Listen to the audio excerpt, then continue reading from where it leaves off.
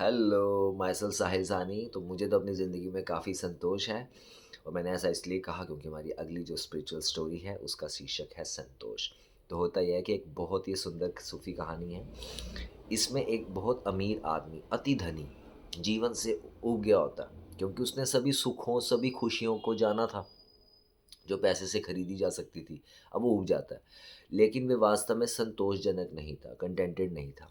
वह अभी भी प्यासा था, वह अभी भी कुछ प्रमाणी के लिए भूखा था कि कुछ उसकी लाइफ में घटे। वह ऋषियों और संतों से पूछताछ कर रहा था कि और वे जो कुछ भी उसे कहते, उसने उनके अनुसार जो अनुष्ठान बोले, पूजा प्रार्थना बोली, सब उसने कोशिश की पर कुछ भी उसके काम नहीं आया। पर एक संत वो बड़े हताश थे कि क्योंकि ये आदमी उनके पास बार-बार जाके अपने दुःख सुनाता था और कहता था कि समय बीत रहा है, जीवन सीमित है और आप किस तरह के संत हैं? आप मुझे सही रास्ता नहीं दिखा सकते, आप कैसे संत हैं? और मेरे पास इसे और वो कहता कि मेरे पास तो आपको समर्पित करने के लिए भी 24 घंटे हैं, क्योंकि मुझे पैसा या कुछ भी कमाने के लिए काम नहीं करना पड़ता है। मेरे बच्चे नहीं हैं और मैंने इतना पैसा कमाया है।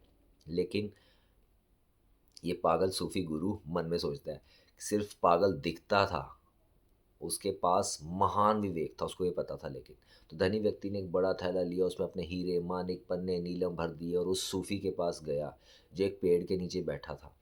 उसने सूफ़ी को अपनी पूरी कहानी सुनाई कि वह बहुत दुखी है, उसके पास सब कुछ है, जो दुनिया खरीद सकती थी। वो कहता कि मैं तो आपको सबूत के लिए मतलब ये थैला लाया हूँ जिसकी कीमत लाखों है, जिसमें हीरे पन्ने हैं। मुझे बस मन की शांति दे दो, आप ये ले लो। सूफ़ी ने कहा, मैं तुम्हें मन की शांति दे दूँगा, तुम तैयार हो जाओ। तो भाई धनी व्यक्ति घबरा सोच में चला जाता कि यार ये आदमी अजीब लगता है, मैंने सही सोचा था इसके बारे में। कहता मैं इतने संतों के पास गया, ऋषि मुनियों के पास गया, कोई भी इतनी जल्दी नहीं था। किसी ने मुझे इसे देने का, शांति देने का वादा नहीं किया। पर वो झिझकते हुए उसने कहा, चलो ठीक है, मैं तैयार हूँ, क्योंकि संत ने कहा तैयार हो जाओ। लेकिन होता क्या, जैसे वो कहता है मैं तैयार हूँ, वो संत क्या करते हैं, गुरु क्या करते हैं, उसका थैला लेके भाग पड़ते हैं। और छोटा-सा गाँव होता है, वहाँ छोटी-छोटी गली हैं जिनसे सूफ़ी भली-भाँति जानते हो परिचित थे, क्योंकि सूफ़ी लोग, फ़कीर लोग चलते-फिरते रहते हैं। लेकिन धनी आदमी आज तक कभी भागा नहीं, निकला नहीं अपने बाहर कोठियों से, महलों से। तो वह सूफ़ी गुरु के पीछे चिल्लाता हुआ भागा, मेरे साथ धोखा हो गया, ये आदमी कोई साधु नहीं है, ये पागल नहीं है, बहुत चालाक है।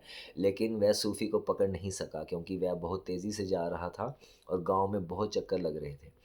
बूढ़ा आदमी मोटा था, हूँ-हूँ कर, हाँफ-हाँफ कर, मतलब वो भाग रहा था, रो रहा था, सारी भीड़ हँस रही थी। अब उस आदमी को समझ नहीं आता कि ये सारी भीड़ मतलब हँस क्यों रही है और कोई मेरी मदद क्यों नहीं कर रहा। लेकिन गाँव वाले जानते थे कि जो वो संत, जो सूफ़ी फ़कीर हैं, वो पागल नहीं हैं, वह परम समझदार हैं।